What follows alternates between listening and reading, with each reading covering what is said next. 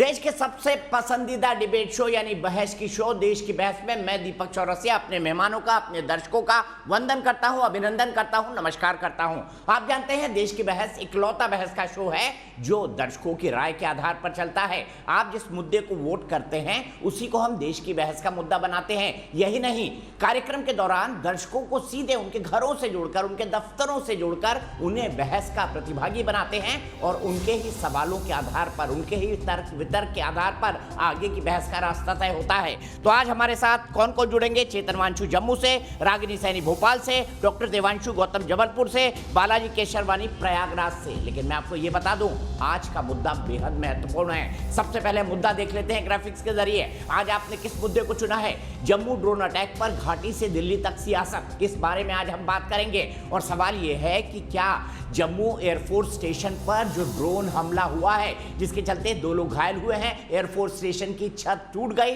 और अगर वो हमारे MI हेलीकॉप्टर्स पर जुड़ जाता, एयरक्राफ्ट्स पर गिर जाता तो क्या होता? एक बड़ा धमाका होता। जाहिर सी बात है ये बड़ी साजिश है, ये बड़ी सियासी साजिश है।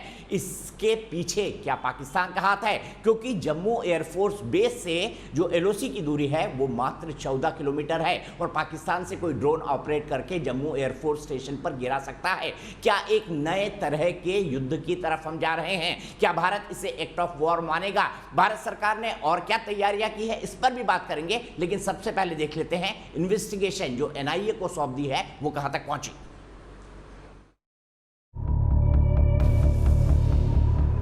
ये 3 तस्वीरें हफ्ते भर की हैं। कश्मीर की तरक्की के लिए PM मोदी ने घाटी नेताओं से दिल्ली में मंथन किया। तब से ही पाकिस्तान परस्त घाटी के नेता और आतंकवादी बौखलाए हुए हैं। जम्मू एयरफोर्स स्टेशन पर रात में ड्रोन अटैक कर आतंकवादियों की बेचैनी साफ देखी जा सकती है। भारतीय सुरक्षा बल भी घाटी से आतंक का सफाया करने के मिशन पर हैं। वहीं लेह लद्दाख दौरे से लौटे रक्षा मंत्री राजनाथ सिंह ने PM मोदी को सीमाओं को लेकर ताजा हालातों से अवगत कराया। इस बैठक में गृह मंत्री अमित शाह भी मौजूद रहे। साफ है देश की सुरक्षा पर हाई लेवल मीटिंग हुई। पाकिस्तान जितने भी षड्यंत्र करे हम उसको सामने करने का, उसको स्वीकार करने के लिए तैयार है।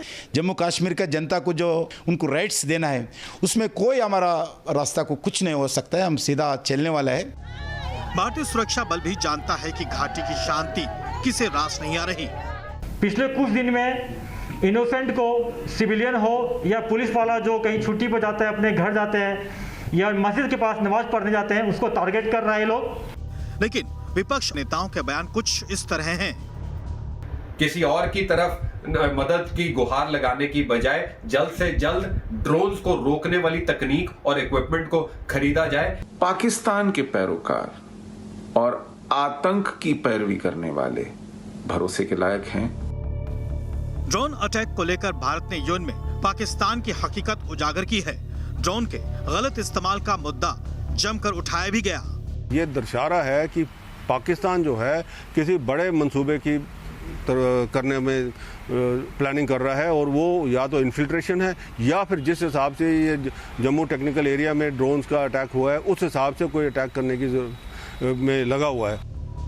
देश की बहस में चर्चा है कि पाकिस्तान परस्तों और देश के कुछ नेता लगातार घाटी में घट रही घटनाओं पर जो प्रतिक्रिया दे रहे हैं उससे आतंकियों को और शह मिल सकती है। तो देश की बहस में आप जानते हैं हम एक सवाल पूछते हैं और कार्यक्रम के अंत में बताते हैं कि देश की बहस की दर्शकों की राय उस मुद्दे पर क्या है। ये पोल भी आप ही के सहारे चलता है, आप जैसे दर्शकों के सहारे। तो आइए देख लेते हैं ग्राफिक्स के जरिए कि आज कौन सा सवाल हम पूछने जा रहे हैं। आज हम दो-टूक बात करने के मूड में है पाकिस्तान से। कल हमने पाकिस्तानी पैनलिस्ट को उनकी जगह भी दिखा दी थी कि भारत कहाँ खड़ा है और पाकिस्तान कहाँ गिरा हुआ है। क्या पाकिस्तान से निर्णायक बात का वक्त आ गया है, हाँ या नहीं? फाइनल असॉल्ट जिसे कहते हैं, फाइनल बातचीत, या आप नहीं सुधरोगे तो सुधार दिए जाओगे, हाँ या नहीं में आप जवाब दे सकते हैं। आप हमारी वेबसाइट पर जा सकते हैं, आप हमारे मोबाइल ऐप पर जा सकते हैं, आप हमारे ट्विटर हैंडल पर जा सकते हैं, आप हमारे फेसबुक पेज पर जा सकते हैं। कार्यक्रम के बारे में अगर आपकी कोई राय है, सुझाव है, आप शो में शामिल होना चाहते हैं तो 9711002266 पर हमें व्हाट्सएप कर सकते हैं। सीधे मैं अपने पैनल को इंट्रोड्यूस करता हूं। मेजर जनरल GD बख्शी साहब हैं, जाने माने रक्षा विशेषज्ञ। मेरे साथ भारतीय जनता पार्टी की राष्ट्रीय प्रवक्ता और सांसद अपराजिता सारंगी जी हैं। मेरे साथ रूट्स इन कश्मीर से सुशील पंडित जी जुड़े हुए हैं। मेरे साथ थोड़ी ही देर में PDP से MR कुरैशी जुड़ेंगे और वकार H भट्टी जो कि कश्मीर से आते हैं, एक राजनीतिक विश्लेषक है, वो जुड़ेंगे। लेकिन उससे पहले आज एक बड़ी बैठक हुई है। बैठक में खुद प्रधानमंत्री नरेंद्र मोदी जी ने शिरकत की। इसके अलावा गृह मंत्री अमित शाह जी, रक्षा मंत्री राजनाथ सिंह और national security adviser Ajit Doval भी इस बैठक में मौजूद थे। सीधे चलते हैं हमारे सहयोगी मधुरेंद्र के पास। मधुरेंद्र, सुना है ड्रोन हमले पर एक व्यापक रणनीति बनाने पर चर्चा की गई है, क्या हुई बातचीत और क्या निकल कर आया आज? देखिए, प्रधानमंत्री ने इस बाबत समीक्षा ली कि जो ये ड्रोन अटैक था वो किस तरह का था और किस तरह के खतरे की दरअसल एक घंटी बजा रहा है, क्योंकि भारतीय अगर डिफेंस एस्टेब्लिशमेंट की बात करें तो पहला ऐसा आतंकी हमला था जो कि ड्रोन के जरिए किया गया। लिहाजा इस बात को लेकर निर्णय लिया गया कि एंटी ड्रोन जो टेक्निक्स हैं, खासतौर पे दुनिया में मौजूद अत्याधुनिक तकनीक है, उसका किस तरह से भारत जो है इस्तेमाल कर सकता है, किस तरह से जल्द उसको प्रोक्योर किया जा सकता है, किस तरह से ड्रोन को लेकर जो भारत के कानून हैं उनको और ज़्यादा स्ट्रॉन्ग बनाना है, क्योंकि दो तरह के थ्रेट परसेप्शन जो है वो उभर कर सामने आ रहे हैं। एक तो सीमा पार से, जो कि हमारे जो सीमावर्ती इलाके हैं उसमें जाहिर तौर पर दिखाई दे रहा है। दूसरा इंटरनल थ्रेट है, यानी आतंकी अगर घर के भीतर कहीं है तो वो किस तरह से ऑपरेट करके हमारे डिफेंस एस्टेब्लिशमेंट को या फिर किसी भी जगह को आसानी से टारगेट कर सकते हैं। तो अंदरूनी और बाहरी दोनों ही तरह के हमलों से बचने के लिए एक व्यापक रणनीति बनाई जाएगी। एंटी ड्रोन जो डिवाइसेस हैं दुनिया में इस वक्त मौजूद, उनको खरीदा जाएगा और साथ ही जो आज की तारीख में हाइब्रिड वॉर का खतरा बढ़ता जा रहा है, नॉन कॉन्टैक्टिंग वॉरफेयर का जो खतरा बढ़ता जा रहा है, जिसमें ड्रोन सबसे अहम भूमिका निभा रहा है, उसको किस तरह से नियंत्रित किया जाए और इस खतरे से कैसे पार पाया जाए, इसको लेकर व्यापक रणनीति बनाने पर आज की बैठक में विचार किया गया। ठीक है, बहुत बहुत शुक्रिया। सीधे चलता हूं जनरल बख्शी के पास। जनरल बख्शी, चूंकि एयरफोर्स बेस पर हमला हुआ है, पीठ से हमला किया गया है जैसा पाकिस्तान हमेशा करता है, क्या पाकिस्तान का हाथ आपको नजर आता है? क्योंकि LOC वहां से बॉर्डर वहां से सिर्फ 14 किलोमीटर दूर है जम्मू एयरफोर्स स्टेशन से। और दूसरा मैं आपसे यह भी जानना चाहता हूं, क्या इसे एक टफ वॉर मारा जाए? बिल्कुल, दोनों अकाउंट्स पे मेरा my answer is an emphatic yes. हाँ, देखिए साहब, पिछले साल ही हाल में अभी आर्मेनिया अजरबैजान का युद्ध हुआ, जिसमें ड्रोन्स की निर्णायक भूमिका जो आधुनिक बैटलफील्ड पे है, नॉन कॉन्टैक्ट वॉरफेयर में है, वो साफ उभर कर आई।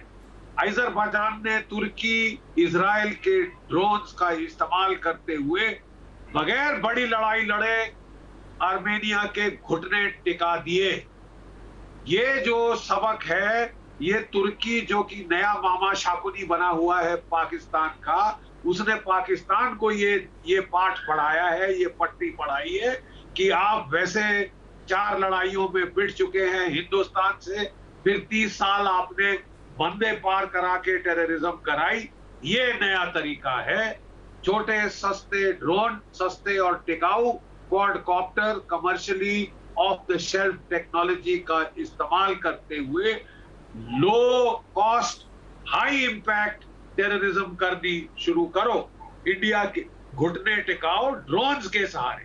तो साहब, ये मजाक नहीं है, ये cannot become the new normal कि अब तक तो पाकिस्तान टेररिस्ट फिदायीन भेज के लड़ रहा था, अब वो ड्रोन भेज के ये लड़ाई जारी रखेगा और हिंदुस्तान हाथ पे हाथ धरे बैठे देखता रहेगा। हमारा एकमात्र रिस्पांस होगा कि कहां से टेक्नोलॉजी खरीद के लाएं, किस तरह बचाएं, किस तरह ढाल का इस्तेमाल करें, तलवार की सोचे भी ना।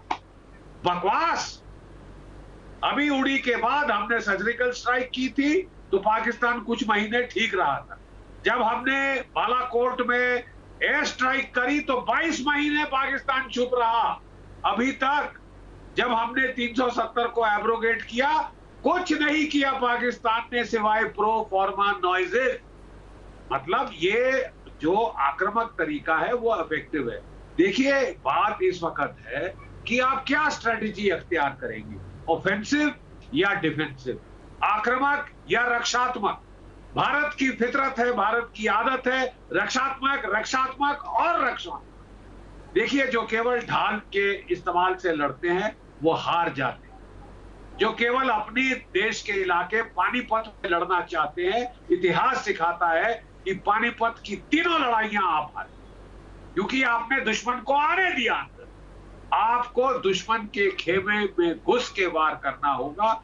आपको रक्षात्मक अगर आप होते हैं तो ड्रोन, छोटे ड्रोन को डिटेक्ट करना, मार गिरा पाना बहुत मुश्किल होता है। आप करोड़ों रुपए खर्चा करेंगे, पूरे देश को नहीं बचा सकेंगे।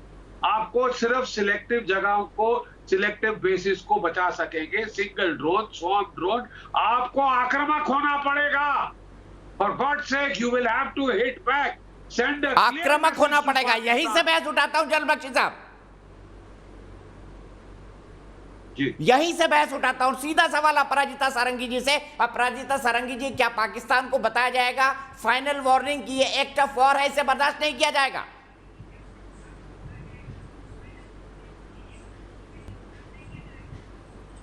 भारत की सुरक्षा और संप्रभुता हम सबकी सामूहिक जिम्मेदारी है और इस मुद्दे पर सरकार की मंशा मुझे लगता है देश के समक्ष स्पष्ट है। हम किसी भी तरह का समझौता नहीं कर सकते हैं।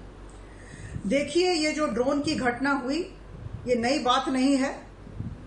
पिछले साल भी हुई थी, इसके पहले भी हुई थी, लेकिन अभी जो हुआ, निश्चित तौर पर अभी जब हम आपको सुन रहे थे, एक सही, एक उचित वाक्य कहा गया कि घाटी की शांति रास नहीं आई, इसलिए हुआ।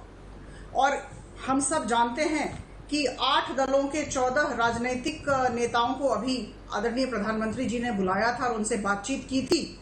तो समस्या जब समाधान की तरफ जा रही है, समस्या का अंत हो रहा है जम्मू कश्मीर में, तो मुझे लगता है कहीं ना कहीं बहुत सारे लोगों को पेट में दर्द हो रहा है और इसी की वजह से इस तरह की घटनाएं हो रही हैं। और मैं आपको बता दूं कि हमने इसे काफी गंभीरता से लिया है। आप सब जानते हैं कि एनआईए को तफ्तीश का दायित्व दिया गया है। हम रिपोर्ट चाहते हैं, वहां से रिपोर्ट आ जाए। और आज जैसा कि आप जानते हैं, आपने अभी कहा, आदरणीय प्रधानमंत्री जी ने हाई लेवल मीटिंग की जिसमें अजीत डोभाल साहब भी थे, आदरणीय गृह मंत्री जी भी थे और आदरणीय राजनाथ सिंह जी भी थे।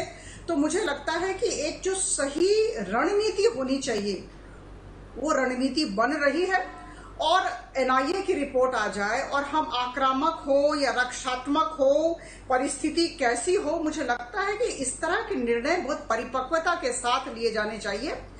आप सबको समझना होगा कि जम्मू एंड कश्मीर में हमारी जो पॉलिसी है, हमारी जो नीति है, वो अलग तरह की नीति है। देखिए, हम विकास के कार्यों पर ध्यान दे रहे हैं, हम लोगों को साथ लेकर चलने की बात कर रहे हैं। हमारे जो विरोधी दल हैं उन सबको हम साथ लेने की बात चल रही है, अलग तरह का संदेश जा रहा है।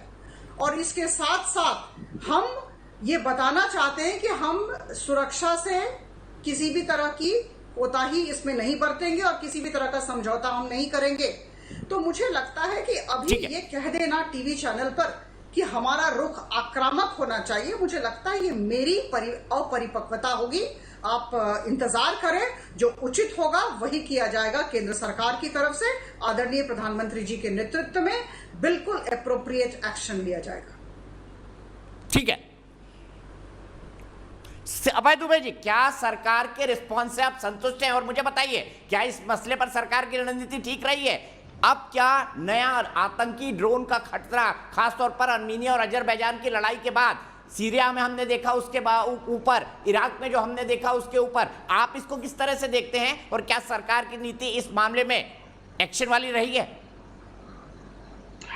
दीपक जी, देखिए, भारत की अस्मिता पर आंच है तो ये राष्ट्र का दायित्व है कि सब दृढ़ता से सरकार के साथ खड़े रहें। हमने पहले भी आतंकवाद का मुकाबला किया है और भविष्य में भी हम सक्षम है कि मुकाबला कर पाएंगे, मगर हम प्रतिपक्ष का दायित्व है कि सरकार को सचेत करते रहें और प्रशस्त मार्ग दिखाते रहें। नहीं तो जब भी इतिहास लिखा जाएगा तो इतिहास प्रतिपक्ष को क्षमा नहीं करेगा। मैं आपके शो के माध्यम से आदरणीय प्रधानमंत्री जी को याद दिलाना चाहता हूं कि जुलाई और सितंबर 2019 में हमारे पार्लियामेंटेरियन ने सवाल पूछा लोकसभा में कि प्रधानमंत्री जी, विदेशों के कुछ देशों में आतंकी ड्रोन का इस्तेमाल कर रहे हैं, अगर हमारे यहाँ वाइटल सिक्योरिटी इंस्टॉलेशन पर यह हमला होता है तो हमारी क्या तैयारी है? 5 मार्च 2020 को भी ये प्रश्न पूछा गया कि हमारी इस तैयारी के संदर्भित विषय पर आप प्रकाश डालिए। इस बीच हुआ ये कि अगस्त 2019 में केंद्र सरकार से जब बार बार सवाल पूछे जा रहे थे तो उन्होंने एक bureau of police research and development की अध्यक्षता में एक कमेटी बनाई, जिसमें DGCA director general of civil aviation, home ministry और एयरफोर्स इनको शामिल किया और कहा कि एक एंटी ड्रोन सिस्टम विश्व भर का आप शोध कीजिए और सरकार को बताइए कि हम कैसे उस पर आगे बढ़ सकते हैं। वो रिपोर्ट सबमिट हुई, लेकिन आज तक वो रिपोर्ट धूल खा रही है। सरकार ने उस पर आगे कुछ भी कदम नहीं उठाया। बात यहीं तक की नहीं है। मैं सितंबर 2020 में director general of police Jammu Kashmir ने एक प्रेस कॉन्फ्रेंस ली जो पब्लिक डोमेन में है। उन्होंने कहा कि राजौरी से जब हमने आतंकी पकड़े तो ये जो कंसाइनमेंट लेने जा रहे थे, इस बात का खुलासा हुआ कि LOC के भारत के हिस्से में ड्रोन से पाकिस्तान की सरपरस्ती में बड़ी मात्रा में हथियार, भारतीय मुद्रा, कैश और ड्रग्स ड्रॉप किए जा रहे हैं अलग अलग क्षेत्रों में। उसके बाद एक कंसाइनमेंट फिर 11 करोड़ रुपए की हीरोइन का पुंछ में पकड़ा गया। उसके बाद 23-24 सितंबर को जब एक रेड की साउथ कश्मीर में, तो ये पता लगा कि T97 NSR राइफल पकड़ाई आतंकवादियों के पास। ये राइफल कौन सी है? ये राइफल वो है जो चाइना, जो PLA यूज करता है, और चाइना ने हेक्सोकॉप्टर और ये राइफल्स पाकिस्तान को पाक ऑक्यूपाइड कश्मीर को सिक्योर करने के लिए दिए। वो इसलिए दिए क्योंकि वहां पर वो इकोनॉमिक कॉरिडोर को कंस्ट्रक्ट कर रहा है। तो हमारे पास पर्याप्त एविडेंस थे कि सरकार समय रहते इस बात की तैयारी करती। सरकार ने तैयारी नहीं की और ये ऐसा नहीं था, अप्रत्याशित नहीं था, ये इंटेलिजेंस इनपुट थे कि इस लंबे समय से थे। सरकार ने उसमें देर की। अब हम अपेक्षा करते हैं कि सरकार को तैयारी करना चाहिए। एक बात और बताना चाहता हूं, ये बात का खुलासा डेढ़ साल पहले भी हुआ था कि चाइना ने, दीपक जी, कि चाइना ने पाकिस्तान को ड्रोन्स, जो लॉन्ग विंग 2 ड्रोन्स 50 के लगभग सप्लाई किए हैं। तब भारत सरकार ने खबर चलाई कि साहब हम भी US से MQ-9 ड्रोन खरीद रहे हैं जिसका पे ऑफ लोड 1700 किलोग्राम है और हम भी तो तैयारी करेंगे, लेकिन आज तक उस पर भी कोई कदम आगे नहीं बढ़ा। तो मैं अपेक्षा करता हूं कि सरकार, आज सही प्रधानमंत्री ने मीटिंग ली, लेकिन दृढ़ता से इस दिशा में कदम उठाए। बख्शी साहब से 100% सहमत हूं कि भविष्य के युद्ध इसी प्रकार लड़े जाएंगे जिसके लिए हमको तैयारी रखनी है। ठीक है। अब अपराजिता जी एक क्विक जवाब दीजिए। अभय दुबे कह रहे हैं कि कमेटियां तो बहुत बन गई, लेकिन उस गंभीरता से काम नहीं हुआ, जबकि चुनौती सबको पता थी। नशीले पदार्थ गिराए जा रहे थे, आर्म्स गिराए जा रहे हैं, नकली करेंसी गिराई जा रही है, और इसके तो सबूत भारत सरकार के पास है।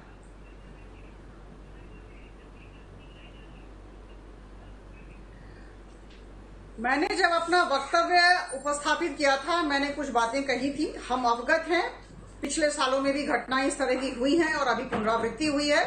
जो अभय दुबे जी ने कहा, इन घटनाओं से हम अवगत हैं, किंतु उन्होंने कहा कि प्रतिपक्ष है और प्रतिपक्ष का काम है कहना। मैं आप सबको बहुत आत्मविश्वास के साथ कहना चाहती हूं कि केंद्र सरकार ने इस पूरी घटना को बहुत ही गंभीरता के साथ लिया है और बातचीत चल रही है। रणनीति तैयार होगी और जो रणनीति होगी वो सही रणनीति होगी। पहले क्यों नहीं हुआ, अभी क्यों हो रहा है? देखिए, हर समय की स्ट्रैटेजी अलग अलग होती है। मैंने कहा जम्मू कश्मीर है, हमारी क्या स्ट्रैटेजी है? हम अमन, चैन, शांति की बात कर रहे हैं। आपने देखा वहां किसी भी तरह की आतंकवादी की घटना नहीं हुई है जब से 370 और 35A को वहां से हटाया गया है, और हम विकास कार्यों पर ध्यान दे रहे हैं। तो अलग अलग समय में अलग अलग तरह के हमारे तरीके होते हैं। तो अभी जो स्थिति ये उभर के आई है और NIA ठीक है, मैं सीधे कुरैशी साहब के पास चलता हूँ। अपराजिता जी ठीक है, रिपीट कर रही हैं आप। मैं सीधे कुरैशी साहब के पास चलता हूँ। और कुरैशी साहब, उचित होगा वही किया जाएगा। आज आप खुलकर कहिए कि पाकिस्तान की मैं आलोचना करता हूं जो कुछ उसने जम्मू एयरफोर्स स्टेशन पर किया, कहेंगे? बिल्कुल कहूंगा। कुरैशी साहब के बाद आ रहा हूं, जनरल बख्शी आपके बोले, आप सवाल करें, क्या कहना चाहते हैं आप? ऐसा है कि देखिए, क्या आपको लगता है आपकी पार्टी को कि इस हमले के पीछे पाकिस्तान है? बताइए।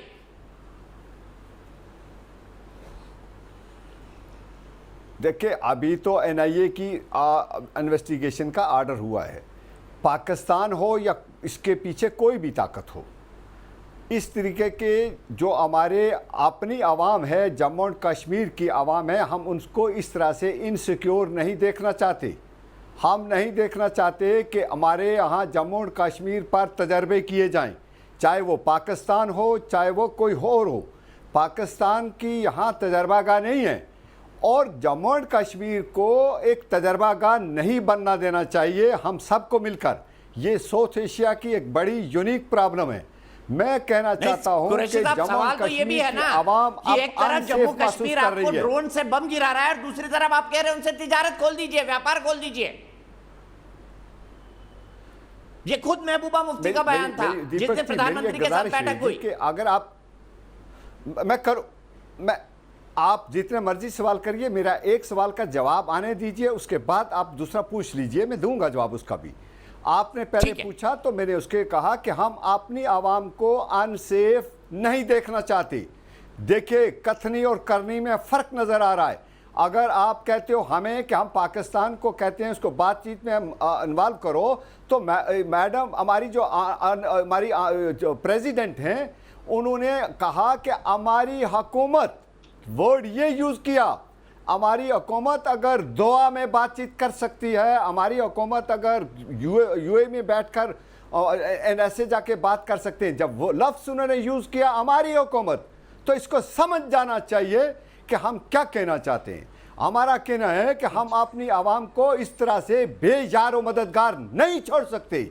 5 अगस्त 2019 के बाद हमारे हालात और बिगड़ गए। जहां तक तो कहा गया था कि यहाँ टेररिज्म का सफाया हो जाएगा, और आज 7 दिन में कितना क्या हालत हो गई, हमारे कितने लोग मारे गए। आज ड्रोन का हमला हो के हमारे बीच में आ गया। आज जवाब मैं चाहता हूं जवाब जनरल बख्शी साहब से इन्हीं अल्फाज में। जनरल बख्शी साहब हमारे बड़े पाए के लीडर हैं और जनरल हैं, हम उनकी रिस्पेक्ट करते हैं। जो भी बीजेपी की प्रवक्ता हैं, हमारा जम्मू एंड कश्मीर का जो प्रेसिडेंट है बीजेपी के, वो कहता है हमने ड्रोन गिरा दिया। और भाई 10,000 का ड्रोन गिराया आपने, 10,000 के ड्रोन से आपने हमें खतरे में डाल दिया। क्या कमी रही इसमें?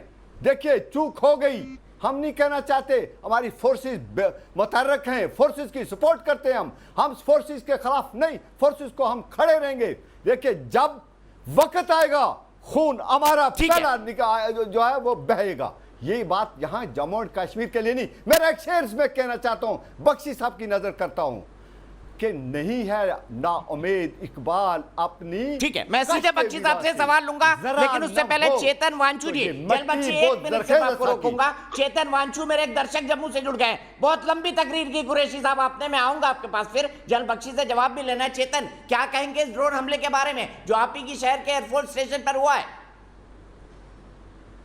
देखिए, ये जो हमला हुआ है और ये पहली बार इस तरीके का हमला हुआ है। पहले तो ये जो हमला हुआ नहीं है ऐसा, ये फर्स्ट टाइम ऐसा हुआ है कि देश में इस तरीके का हमला हुआ है।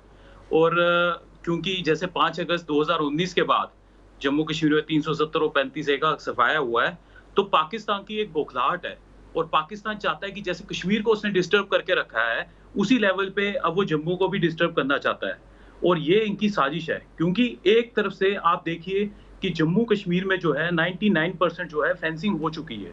अब एक तरफ से जब वो क्रॉस टेररिज्म जो उनके लोग वहां से आ रहे हैं, उनको भी वो यहाँ पे जब वो पहुंचते हैं आगे किलोमीटर पे उनको मार दिया जाता है। और पाकिस्तान अब ये एक नया हथकंडा अपनाना चाहता है, और जो ये अपना रहा है, जैसे अभी ठीक है, बहुत अच्छी बात कही चेतन आपने। क्या जानबूझकर जम्मू की शांति को निशाना बनाया जा रहा है? जल बख्शी साहब, आपसे सवाल पूछा एमआर कुरैशी साहब ने जो पीडीपी के प्रवक्ता हैं, कि बताइए कि आखिरकार वहां पर ये खून क्यों बह रहा है, और क्या उनकी ये बात को आप ठीक मानते हैं कि जब से 370 और 35 से हटाई आतंकवादी और पत्थरबाजी की घटनाएं और बढ़ गई हैं? देखिए, साफ जाहिर है, आप रिपोर्टें पढ़ लीजिए जो वहां से आ रही हैं। मैं आपको बताना चाहता हूं कि मैं जम्मू की पैदाइश हूं, ठीक है साहब, नंबर 1। नंबर 2, मेरी सारी से आधी से ज्यादा जिंदगानी मेरी जम्मू कश्मीर में लड़ते लड़ते गुजरी। जब मैं जम्मू कश्मीर में सन 2000 में से लेके 2005 तक लगातार 5 साल ऑपरेट किया है मैंने, जबकि ये जंग अपनी पीक के ऊपर, ठीक है साहब। उस वक्त 5000 आर्म टेररिस्ट रियासत जम्मू कश्मीर में ऑपरेट कर रहे थे, जिनमें से 60% वो फॉरेन टेररिस्ट थे। कुरैशी साहब मार के आज 150 पे ले आए, ठीक है साहब। 150 पे ले आए हैं। और वो भी जो है, जो ये छुटपुट इंसिडेंट वारदात करते हैं, वो मेरे को अब मत कोई बताए कि साहब कितनी टेररिज्म थी, कितनी है, क्योंकि मैं लड़ चुका हूं। आज 150 है, जहां मेरे जमाने में 5000 होते थे आर्म्ड खूंखार टेररिस्ट, आधे से ज्यादा पंजाबी और अफगान। ठीक है साहब, आज 150 है। उनका भी अगर वो कोई वारदात करता है, उसकी शेल्फ लाइफ आज घंटों और दिनों की रह गई है। पहले हफ्तों और महीनों की होती थी, घंटों दिनों की रह गई है। पत्थरबाजी बंद है, पाकिस्तान के झंडे, ISIS के झंडे फहराने बंद है। तिरंगा झंडा बड़ी शान से हर दफ्तर से लहरा रहा है, हर दफ्तर से लहरा रहा है।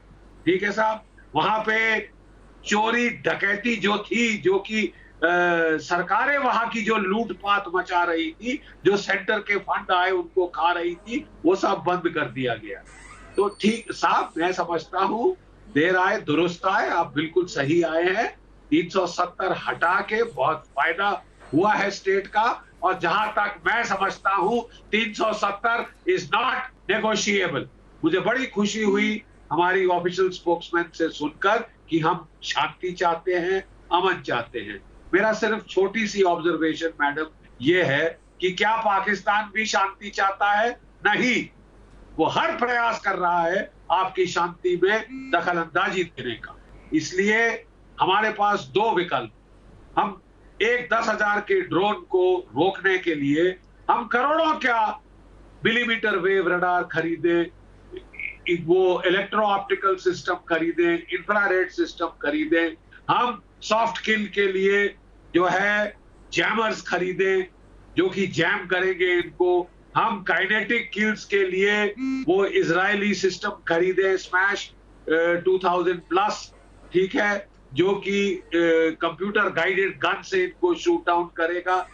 करोड़ों रुपए लगाएंगे तब भी हमारा पूरा स्पेस नहीं बचेगा।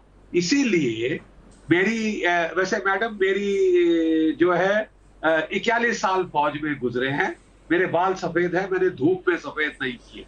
इसलिए जो मेरी छोटा सा समझ है, मैं छोटा सा सुझाव दे रहा हूं कि हमको ये लड़ाई रक्षात्मक होकर लड़ने में बहुत खर्चा होगा, कॉस्ट इफेक्टिव नहीं होगा, नुकसान होगा। हमको ये लड़ाई आक्रामक होकर लड़नी चाहिए। हमने अभी तक जो सीखा है अपनी फौजी जिंदगानी में कि अगर आप आक्रामक होकर लड़नी चाहिए, इसी पॉइंट से आगे चलेंगे। लेकिन वकार भट्टी साहब जी ठीक है, मैं सीधे वकार भट्टी के पास जाता हूं। वकार भट्टी साहब इतनी संजीदा बात बोल रहे हैं कि 370 के बाद ISIS के नाम लेने वाले वहां नहीं बचे हैं, पाकिस्तान के नाम लेने वाले नहीं बचे हैं, पत्थरबाजी कम हो गई है, मिलिटेंट्स अब 150 की संख्या में लिमिट कर दे गए। आप पे जम्मू कश्मीर में शांति आ रही है और आपको ये मजाक लग रहा है, आपको हंसी आ रही है, गजब है। वो 2000 हो, मैं तो कहता हूँ एक भी नहीं होना चाहिए। हर नौजवान का जीने का चाहते हैं 10,000 हो, और जम्मू कश्मीर में अमन होना चाहिए, शांति होनी चाहिए, पीस होना चाहिए। ये हर एक नौजवान चाहता है, हर एक बहन चाहती है, माँ चाहती है, बुजुर्ग चाहता है। कोई भी नहीं चाहता कि हमारे शहर में जब इस बात पर आप हंसते हैं ना और उपहास उड़ाते हैं तो मुझे आपकी इस बातों की गंभीरता पर सवाल खड़े करने का मन करता है। सुनिए, हमारे अब मुझे बोलने दीजिएगा ना सर, बोलने दीजिए ना मेहरबानी से। हंसता इसी बात पे हूँ कि आप बोलने ही नहीं देते।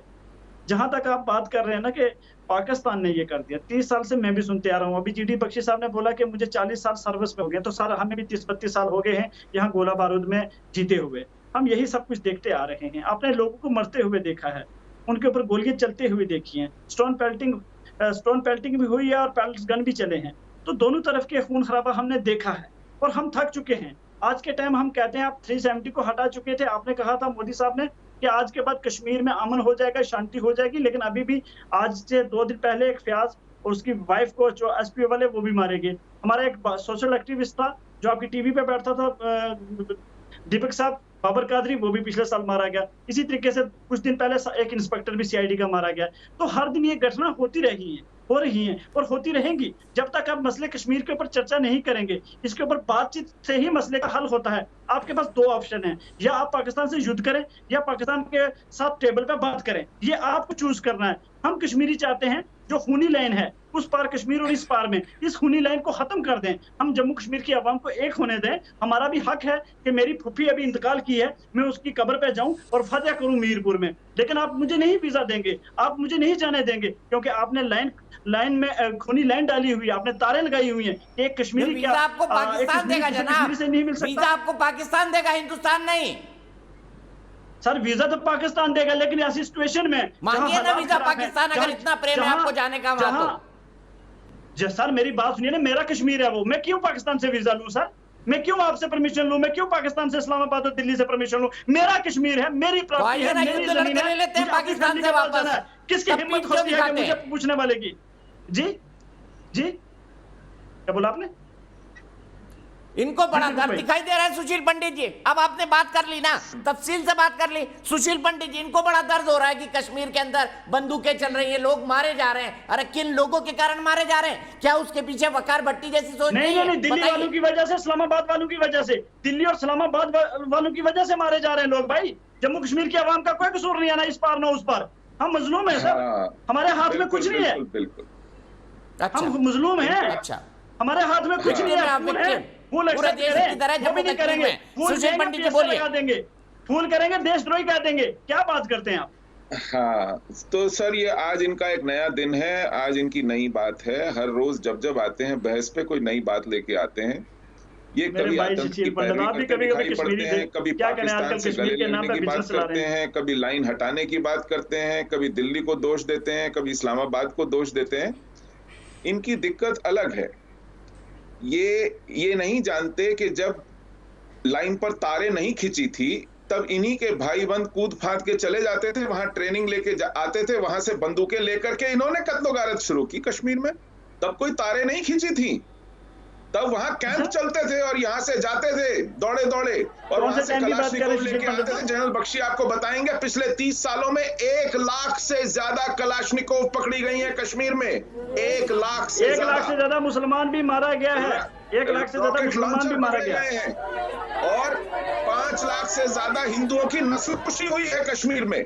बस हिंदुओं का ही मारना याद है। और अगर कोई कलाशनिकोव पकड़ेगा वो मारा जाएगा, वो चाहे फिर मुसलमान ही क्यों ना हो। हमारा कसूर नहीं है कि आप मुसलमान हैं, आपने कलाशनिकोव पकड़ी है। हमारा कसूर नहीं है ये कि आप ग्रेनेड लेकर के आते हैं और बमबारी करते हैं और पत्थरबाजी करते हैं और फिर कहते हैं कि उसकी तुलना में रबड़ बुलेट चली या पैलेट गन्स चले। वो चलेंगे।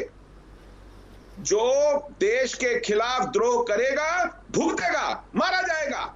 सुशील पंडित साहब, मेरी आवाज मिल रही है आपको? दूसरी बात मैं कहना चाहूंगा, मेरी आवाज मिल रही है? अभी मैंने, आप चुप रहिए, बहुत गौर से सुन रहे थे आपको, अब चुप रहिए थोड़ी देर। सुनिए, मेरा एक सवाल है आपसे, छोटा सा सवाल है मेरा, छोटा सा सवाल। सुनिए धैर्य से। सुशील पंडित साहब, ये जो टीवी स्क्रीन पे चल रहा है, ये जो टीवी स्क्रीन पे चल रहा है, हमारा एसपीओ और उसकी वाइफ जो इंतकाल कर गए हैं, क्या ये मुसलमान है या हिंदू है? तो फिर आप हिंदू मुसलमान को क्यों बीच में यहाँ ला रहे हैं? ये मुसलमान है ना, ये जिनका जनाजा उठा के लेके जा रहे हैं, ये मुसलमान है, ये पुलिस कांस्टेबल मुसलमान है। तो बताइए ना, इस एसपीओ को किसने मारा?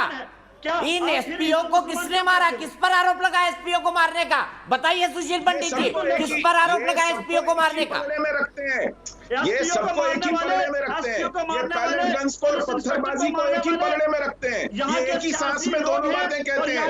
ये टेररिस्ट का मारा जाना और एसपीओ का मारा जाना, इन दोनों को एक ही पलड़े में रखते हैं। इनके लिए कोई फर्क नहीं है कि इस देश का देशभक्त मारा जाए या आतंकवादी मारा जाए। वकार भट्टी जी, सुशील पंडित जी ने आपकी बात शांति से सुनी, आप भी शांति रखिए। वकार भट्टी जी प्लीज आप शांति रखिए। सुशील पंडित जी ने आपकी बात शांति से सुनी, और अगर आप चिल्लाएंगे आपकी आवाज कटने लगेगी। आप स्काइप पे जुड़े हुए हैं। सुशील पंडित जी कंक्लूड करिए।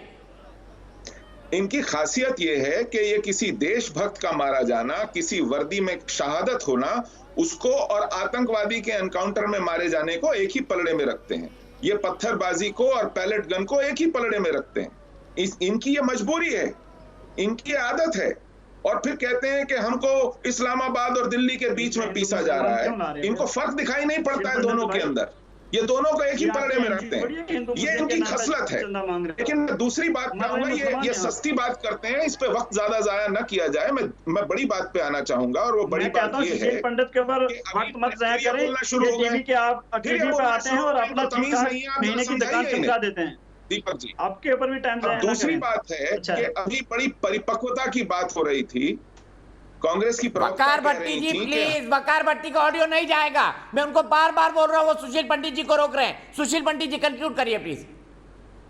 अभी जनरल बख्शी ने बहुत विस्तार से समझाया, अपने अनुभव से बताया कि देखिए साहब, आपकी जो कश्मीर नीति है वो उसमें नुक्स है। जब आप घाटी में लोकतंत्र और सामान्य स्थिति बहाल करने के लिए उन लोगों को बुलाते हैं जिन पर आपने आरोप लगाया कि 30 साल आप ही ने बिगाड़ी, जब आप उस पाकिस्तान से फरवरी में फिर से समझौता करते हैं एलओसी पर शांति बहाल करने का, जिसने 2003 से उस शांति को भंग किया वहां तोपें और गोलियां चलाकर, तो फिर आप दोबारा से भरोसा टूटने का, धोखा खाने का रास्ता अपने लिए खुद तैयार करते हैं, मार्ग प्रशस्त करते हैं। आप ये किस परिपक्वता का परिचय दे रहे हैं कि आप बार बार धोखा खाकर नहीं सीखते हैं? आप उन्हीं लोगों के साथ हाथ जाकर मिलाते हैं, उन्हीं लोगों के लिए लाल कालीन बिछाते हैं, उन्हीं लोगों को रियायतें देते हैं जिन लोगों को आप पूरी उम्र पानी पी पी कर कोसते हैं, तोहमत लगाते हैं। यह बात सही है, जनरल बख्शी ने बिल्कुल ठीक कहा कि ये आपका रिस रिसा के खून खत्म करेंगे और आप फिर भी नहीं मानेंगे। क्या कह सकते हैं आप जब अपने ही मैं सीधे इसी बात को आरपी सिंह के पास ले जाता हूं। आरपी सिंह जी बताइए, क्या ये फ्लिप फ्लॉप नहीं था कि आपने एकाएक सीज फायर कर दिया? अगर हमको आक्रामकता से पाकिस्तान से लड़ना है तो ये सीज फायर किस बात का संकेत है? सीज फायर हुआ, उसके बाद ड्रोन का हमला हो गया। हमने बार बार पाकिस्तान से धोखा खाया है, लेकिन फिर भी मौका दिया है। सवाल है क्यों?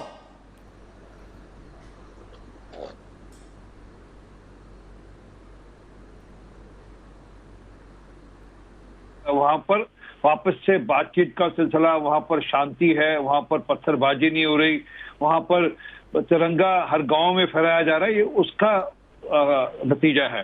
परंतु ये कोई अंत नहीं है लड़ाई का। ये लड़ाई छद्म युद्ध पिछले 74 साल से चल रहा है। बीच बीच में आमने सामने भी युद्ध हुआ है और ये युद्ध चलेगा और हमें इसमें कोई घबराहट नहीं। और ये जो ड्रोन वाला मामला है, आपकी जानकारी मुझसे अच्छी होगी, आपको पता है नेवी और डीआरडीओ ऑलरेडी इस पे काम कर रहे हैं।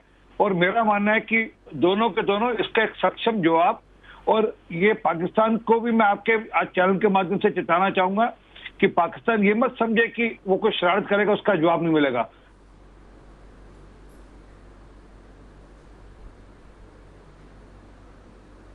ठीक है, सॉरी आरपी सिंह की शायद लाइन कट गई है। मैं अभय दुबे जी के पास आता हूं और मैं चाहता हूं कि अभय दुबे जी, क्या आपको लगता है कि कश्मीर पर बीजेपी सरकार की नीति कभी नरम और कभी गरम वाली है, इसके चलते कंफ्यूजन है? आप क्या मानते हैं? नहीं, मैं सुशील पंडित जी की बात से किसी हद तक सहमत हूं कि कंसिस्टेंसी नहीं रही कभी भी इस सरकार की। आप ये देखिए कि सरकार ने आते ही जो पहला निर्णय लिया, जिस पर सभी लोगों ने, विपक्ष ने भी सवाल उठाए थे कि आप मसरत आलम का प्रिवेंटिव डिटेंशन का जो ऑर्डर है एसपी का, उसको मानिए। मसरत आलम ने 2010 में भी छूटते ही बहुत आतंकवादी गतिविधियों को बढ़ा दिया था, सरकार नहीं मानी क्योंकि पीडीपी के उस समय कहने में थी। पीडीपी के साथ जब सरकार बनाई तो ऑफिशियली डॉक्यूमेंट साइन किया कॉमन मिनिमम प्रोग्राम कि आर्टिकल 370 को बरकरार रखेंगे, एफस्पा को हम रिव्यू करेंगे, जिनको अलगाववादी कहते थे उनको स्टेक होल्डर इन्होंने बताया। अभी भी सुशील पंडित जी की इस बात से सहमत हूं। आप देखिए, गुपकार गैंग कह रहे थे, ये कह रहे थे कि साहब ग्लोबल एक वो गठबंधन कर लिया है और ये भारत के साथ साजिश बता रहे थे, जबकि उसी समय समानांतर रूप से लद्दाख काउंसिल में ये सरकार चला रहे थे। एनसी के साथ भारतीय जनता पार्टी की सरकार चल रही थी। सैफुल्लाह जैसे दुर्दांत आतंकवादी को भारतीय जनता पार्टी का टिकट देते हैं, जो 10 साल की सजा काट कर आया उस दुर्दांत आतंकवादी को। बख्शी साहब की इस बात से सहमत हूं कि भय से प्रीत रखते हैं। आप देखिए 1967 का नाथुला चोला का इंसिडेंस देख लीजिए, जब हमने चीन पर आक्रमण किया, उसके सैनिकों को मार गिराया। उसके बाद जो 71 का पाकिस्तान के साथ हमारा युद्ध था उसमें एक शब्द नहीं बोला। नहीं तो 65 में जब ऑपरेशन जिब्राल्टर चलाया था पाकिस्तान ने तो चीन उसके साथ खड़ा हो गया था। आज भी हमको चीन की पॉलिसी को सुनिए, चीन की पॉलिसी को समझना चाहिए। वो यूनिफिकेशन ऑफ मदरलैंड पर लगा हुआ है। वो कहता है नेपाल, भूटान, लद्दाख, तिब्बत, ये जो पांचों क्षेत्र है उसको वो लेकर रहेगा। 8 किलोमीटर कब्जा करके बैठा हुआ है वहां। इन्होंने डोकलाम में भी झूठ बोला।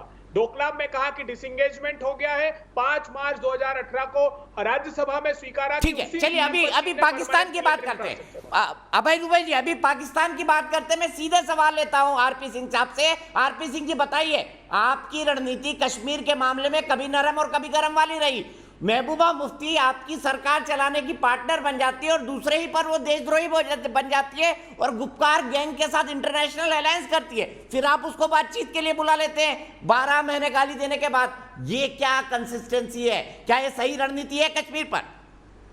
कभी नरम कभी गरम। धन्यवाद। हमने गुपकार अलायंस को नहीं बुलाया, हमने वहां के राजनीतिक दलों को बुलाया जो आना चाहते थे, आए। ये वही दल थे जिन्होंने 370 और 35A के बाद मना किया था कि हम चुनाव नहीं लड़ेंगे। 370-35 से हटाया गया तो हम चुनाव नहीं लड़ेंगे। और उसके बावजूद जब चुनाव आए, जब उनको लगा कि उनकी जमीन सरक चुकी है तो चुनाव भी लड़े। जब वहां पर पंचायत के चुनाव हुए और पंच और सरपंच चुने गए तो उनकी हालत पतली हुई और उनके कारण उनको दिखने लगा कि अब अगर हमने चुनाव नहीं लड़े तो हमारी हालत पतली होगी और हम वहां से दरकरार कर दिए जाएंगे।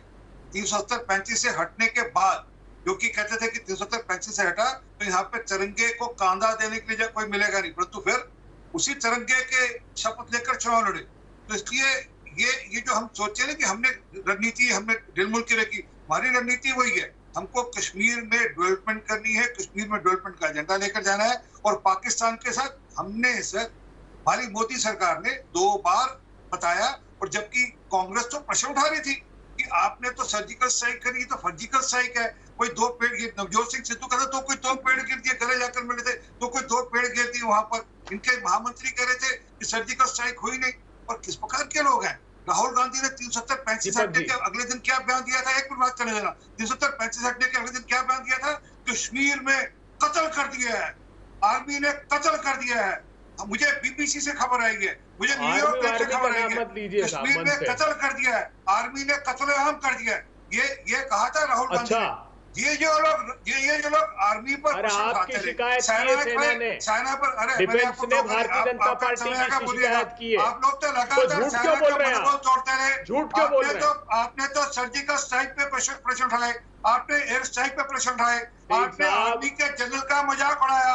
आपने कहा आर्मी का जनरल नहीं, ये सड़क का कुंडा है। ये आपके शब्द है, मेरे शब्द नहीं है, ये कांग्रेस पार्टी के शब्द है। आपने कहा ये मिली भक्त है। अरे बिल्कुल मत बोलो, ये मिली भक्त है। इमरान खान और पठानकोट का हमला भूल गए, पुलवामा और स्ट्राइक हो रहा है। लगातार हंदवाड़ा, पूरा का पूरा पाकिस्तान के साथ खड़े दिखते हैं, जम्मू कश्मीर के एयरपोर्ट स्टेशन पर हमला, आप चाइना के साथ खड़े दिखते हैं, एस्टेब्लिशमेंट पर हमले। चाइना और पाकिस्तान के मामले में मुंह छुपाएंगे आप? बताइए, नेहरू से लेकर 2 साल हो गए राहुल गांधी तक, bureau of police research and development की रिपोर्ट को क्या एक्शन लिया आपने? आपकी पॉलिसी ढिलमुल पॉलिसी जरा भी शर्म नहीं आती आप लोगों को? 370-35 एक-एक करके प्लीज आरपी सिंह साहब कंक्लूड करिए, मैं अभय दुबे से जवाब लूंगा, फिर मुझे जनरल गुरमीत सिंह के पास जाना है। के बारे में क्या पॉलिसी है ये स्पष्ट कर देंगे आप?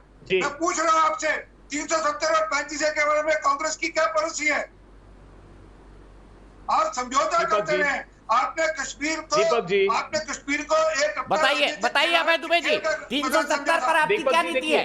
एक मिनट, मेरे एक दर्शक जुड़ गए, डॉक्टर देवांशु गौतम। अभय जी, मैं उसके तुरंत बाद आपके पास आ रहा हूं। डॉक्टर देवांशु गौतम, क्या आपको ढुलमुल रणनीति कांग्रेस की दिखाई देती है या आपको ढुलमुल रणनीति बीजेपी की दिखाई देती है पाकिस्तान के मुद्दे पर, कश्मीर के मुद्दे पर? बताइए। आज यहीं से बहस को आगे ले जाएंगे और अभय दुबे से जवाब लेंगे। देखिए, जितना अभी हमने देखा है, पूर्व में जितनी भी कांग्रेस या बीजेपी की बात करें तो पिछले 2014 के बाद से लगातार जो हम देख रहे हैं, स्पष्ट रूप से यह नीति रहती है कि किस तरह से पाकिस्तान की अच्छी चीजों को अपनाया जाए और जिस तरह की आतंकिस्तान बनकर और आतंकी गतिविधियों को अपना अंजाम देते हैं उसका कट्टरता से विरोध किया जाता है।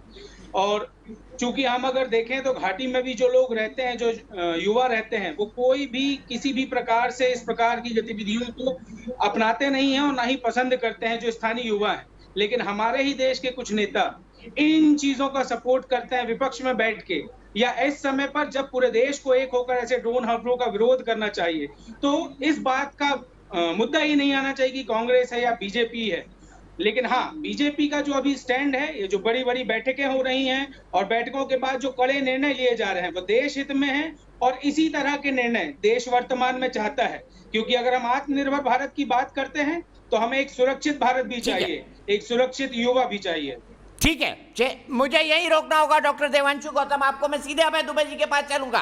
अभय दुबे जी, उनको नजर आता है कि सरकार जो निर्णय ठीक ले रही है, लेकिन मुझे बताइए कश्मीर पर आपकी पॉलिसी भी तो फ्लिप फ्लॉप है। आप कभी कहते हैं 370 हटने के बाद कश्मीर घाटी में कत्लेआम हो रहा है, कभी कहते हैं कि 370 अब इतिहास की बात हो गई है। बताइए हकीकत क्या है? 370 पर आज कांग्रेस कहाँ खड़ी है? बताइए, क्या आप 370 और 35 की वापसी करेंगे सरकार में आने के बाद, केंद्र सरकार में, उसके बाद जनरल गुरमीत सिंह? दीपक जी, अगर हम केंद्र की सरकार में आते हैं तो पूरे राज्य का दर्जा फिर से जम्मू कश्मीर को मिलेगा। ये हमारी सेशन में एआईसीसी के भी तय हुआ। दूसरी बात सुनिए, तो सुनिए सरदार जी सुनिए, मैं बोलूंगा नहीं, आप बोल लीजिए। अरे पंडित जी, आप बोलिए, आप बताइए मेरी तरफ से आप बोलिए। 370 और 35 एक बार बताइए, हाथ जोड़ कर कह रहा हूँ, आपकी पॉलिसी क्या है? क्योंकि कांग्रेस की जो रिटर्न पॉलिसी है, जो प्रिस्क्राइब पॉलिसी है, वो कहते हैं कि हमारी सरकार है कि हम 370 और 35 से वापस आएंगे। आपके नेता चिदम्बरम कहते हैं हम 370 और 35 के पक्ष में हैं। दिग्विजय सिंह आपके 370 और 35 के पक्ष में हैं कि वहां पे 370-35 से रहना चाहिए। सिंह साहब जवाब ले लेना प्लीज। सिंह साहब जवाब ले लें अभय दुबे का, प्लीज अभय जवाब दीजिए। ये बात कही अमित शाह ने साइन करके कि 370 बरकरार रखूंगा, क्योंकि सत्ता की भूख मिटानी थी उस आदमी को। जानते हैं सिंह साहब, कॉमन मिनिमम जब पीडीपी के साथ प्रोग्राम बनाया था, कांग्रेस पार्टी पर आरोप है जम्मू कश्मीर का। अब सुनिए, आप बोलेंगे तो मैं चुप हो जाऊंगा, आप बोलेंगे तो नहीं। दीपक जी आवाज बंद कराइए, आवाज बंद कराइए। संयम रखिए। अच्छा सिंह साहब प्लीज, आरपी भाई प्लीज कंक्लूड करने दीजिए, मुझे जनरल गुरमीत सिंह के पास जाना है। से बात कर रहा हूं। देखिए आरपी सिंह साहब का, आप थोड़ा सा इतिहास को पढ़ना सीखिए। कांग्रेस पार्टी पर आरोप ही जम्मू कश्मीर का ये था कि वहां पर आर्टिकल 370 को स्केलेटन रहने दिया है। 23 सितंबर 1963 को पंडित जवाहरलाल नेहरू ने बयान दिया हाउस में कि हमने आर्टिकल 370 को खत्म करने की दिशा में बड़े कदम बढ़ाए। बड़े कदम क्या थे? 97 सेंट्रल लिस्ट की एंट्री में से फिर बोले आपकी सरकार आएगी, जवाब दीजिए ना, गवर्नमेंट मत बात करिए। सरकार आएगी 370-35 से वापस आप एंकर नहीं है, आप एंकर नहीं है दीपक जी। अच्छा चलिए, आप एंकर नहीं है, सुन लीजिए अब दीपक जी। अच्छा अभय जी जवाब दे दीजिए ना, क्या 370 को वापस लाएंगे या 370 अब इतिहास की बात हो गई है? इस सवाल का जवाब दे दीजिए बस। अरे दीपक चौरसिया जी, 370 को खत्म करने का आरोप हम पर ही है। 97 सेंट्रल लिस्ट के एंट्री में से 94 एक्सटेंड कर दी। सदर रियासत वहां खत्म करके प्रधानमंत्री का पद खत्म करके वहां मुख्यमंत्री कर दिया। हमने वहां 260 आर्टिकल एक्सटेंड कर दिए। सरदार जी थोड़ा बड़ा कीजिए। आप श्यामा प्रसाद मुखर्जी के हस्ताक्षर से आया था आर्टिकल 370, फिर बोलने लगे में प्रस्ताव पढ़ते नहीं, अपनी पार्टी के प्रस्ताव के, आपकी पार्टी के, आपकी पार्टी का प्रस्ताव कहता है। झूठ बोल रहे हैं तो ठीक है, मैं आप दोनों को रोकता हूँ। दोनों थोड़ा एक गिलास पानी पीजिए, एक गिलास पानी पीजिए, ठंडा होइए। मैं तब तक लेफ्टिनेंट जनरल गुरमीत सिंह के पास जा रहा हूँ, क्योंकि आप दोनों एक दूसरे पर बोल रहे हैं। दोनों की आवाज दर्शकों को नहीं सुनाई दे रही है, फाइनल आउटपुट उनको नहीं जा रहा है। थोड़ा संयम रखिए। सीधे मैं जनरल गुरमीत सिंह के पास जाऊंगा। जनरल गुरमीत सिंह जी, क्या डिफेंसिव रणनीति होनी चाहिए या बेहद ऑफेंसिव, अगर पूरे देश में इस तरह के हमलों को रोकना है तो? दीपक जी, आपने बहुत सुंदर सवाल किया है, उसका आंसर बिल्कुल सीधा है। जो भारत का भी ट्रेंड है, यानी कि प्रोएक्टिव, प्रीएम्प्टिव और स्ट्रॉन्ग रिटेलिएशन, ये पॉलिसी होनी चाहिए। और कुछ एक रेड लाइन्स है भारत की कि टेररिज्म के मामले के ऊपर में 0 टॉलरेंस है, और एक रेड लाइन और जुड़ गई है कि पीओके और गिलगिट बाल्टिस्तान को वापस किया जाएगा। देखिए, ये बात इस पार्टी की उस पार्टी की नहीं है, ये बात इंटर से पॉलिटिकिंग की नहीं है, ये बात कॉम्पिटिटिव पॉलिटिक्स की नहीं है, ये बात भारत के पूरे राष्ट्र के इंटीग्रेशन के बारे में है, ये भारत का वननेस के बारे में है, ये जम्मू कश्मीर के अंदर में किस प्रकार हमारी आवाम के लिए वहां पे शांति हो, डेवलपमेंट हो। जो प्रधानमंत्री जी ने जो मीटिंग की जम्मू और कश्मीर लीडर्स के साथ में, वो एक ऐतिहासिक और एक अहम मीटिंग थी। देखिए उससे जो पाकिस्तान है कितना बौखला गया है, उसने अभी जो जम्मू ड्रोन अटैक किया है, ये उसी के बारे में एक मैसेज देने की कोशिश की है। और दीपक जी, मैं आपको बताना चाहता हूं कि ये जो ड्रोन अटैक हुआ है, ये एक डेलिब्रेट, ये एक प्लान्ड, ये एक स्पेसिफिक टारगेट और टाइम करके किया गया है। और ये जो हरकतें की है ना, जो OGW और टेररिस्ट ने मिलकर जिस प्रकार हमारे जो फॉर्मर एसपीओ और जिस प्रकार से कार्रवाइयां कर रहा है और जैसे आईडी मिले हैं, इससे एक बात बिल्कुल क्लियर है कि पाकिस्तान बुरी तरह बौखला गया है। देखिए पहले 2019 में जब आर्टिकल 370 का एप्लीकेशन किया था, तो पाकिस्तान का जो नैरेटिव था, कहानी थी, वो उसको एकदम जड़ से निकाल के फेंक दिया। अभी जो प्रधानमंत्री जी ने मीटिंग की है जम्मू कश्मीर के लीडर्स के साथ में, अभी तो वो एकदम सील हो गया है, वो एकदम जो कश्मीर वाला बात ही निकल ही गई है। और अभी हमारे सामने जो चुनौती है वो ये है कि पहली बार ड्रोन को, इस टेक्नोलॉजी को टेररिज्म और कॉन्फ्लिक्ट और हमारे इस रीजन के अंदर में इस्तेमाल हुई है। अभी इन्वेस्टिगेशन की रिपोर्ट आएगी, लेकिन जिस प्रकार से इंडिकेशंस है कि इसमें अवश्य ही पाकिस्तान का हाथ है, इसमें कहीं ना कहीं जो तार हैं वो पाकिस्तान आर्मी ISI और टेररिस्ट ग्रुप के हैं। अगले दिन 24 घंटे के बाद में उनकी साइड से जो ड्रोन्स को देखा गया, तो पक्का पता लगता है, अगर आप बारीकी से विश्लेषण करें तो पता चलता है कि अगस्त 2019 में अमृतसर में इन्होंने ड्रोन का इस्तेमाल किया वेपन्स को भेजने के लिए। उसके बाद में 2020 में जून और सितंबर के बीच में भी इस्तेमाल किया वेपन्स को, जो सांबा और बाकी इलाकों के अंदर में, और इस साल भी अप्रैल और मई के महीने में यूज किया। और पाकिस्तान ने जब अर्मेनिया अजरबैजान की लड़ाई हुई थी, वहां दस्ते भेजे हुए थे यही सीखने के लिए, क्योंकि उस लड़ाई से लॉइटरिंग म्यूनिशन और जो ड्रोन अटैक है उसका खतरा पूरी दुनिया को एक संकेत मिला। जो मई में 11 महत्वपूर्ण बात बोली कि अर्मेनिया और अजरबैजान की लड़ाई में भी पाकिस्तान था। जलसा मैं आपको यहीं रोकूंगा और यहीं से बहस को आगे बढ़ाऊंगा कि पाकिस्तान कहां तक फितरती दिमाग का है। लेकिन उससे पहले मेरी एक दर्शक रागिनी सैनी भोपाल से, रागिनी क्या कहेंगी इस मुद्दे पर? जी हेलो जी, ड्रोन अटैक पर क्या कहेंगी रागिनी जी, जो जम्मू एयरफोर्स बेस पर हुआ है? जो ये ड्रोन अटैक है वो बहुत ही शर्मनाक है और साफ साफ पर इसमें पाकिस्तानी लोगों का हाथ दिखता है, या उन लोगों का हाथ दिखता है जो नहीं चाहता है कि कश्मीर में शांति स्थापित रहे और यहाँ के लोग एकजुट रहे, इनमें उन्हीं का हाथ है। और इसमें जब हमारा विपक्ष उनके साथ हो जाता है तो ऐसा लगता है कि विपक्ष होने का मतलब यह है कि मतलब विपक्ष ने आजकल यही मान लिया है कि जो सरकार करती है वो हमेशा गलत करती है, चाहे वो देश हित में हो तब भी हमें उनका साथ नहीं देना है। तो हम कम से कम हिंदुस्तानी होने के नाते जो ऐसी चीजें होती हैं तो उसमें हमें अपने देश का सपोर्ट करना चाहिए। इस समय सत्ता या विपक्ष पर नहीं देखना चाहिए, केवल हमारे देश के लिए खड़े होना चाहिए। और वो बहुत ही बेकार स्थिति है कि जो वहां पर ड्रोन से हमला। बहुत शुक्रिया रागिनी जी। मुझे यहाँ ब्रेक के लिए रुकना है, ब्रेक के बाद फिर शुरुआत होगी। अभय दुबे जी भी मेरे साथ होंगे और आरपी सिंह भी ब्रेक के बाद।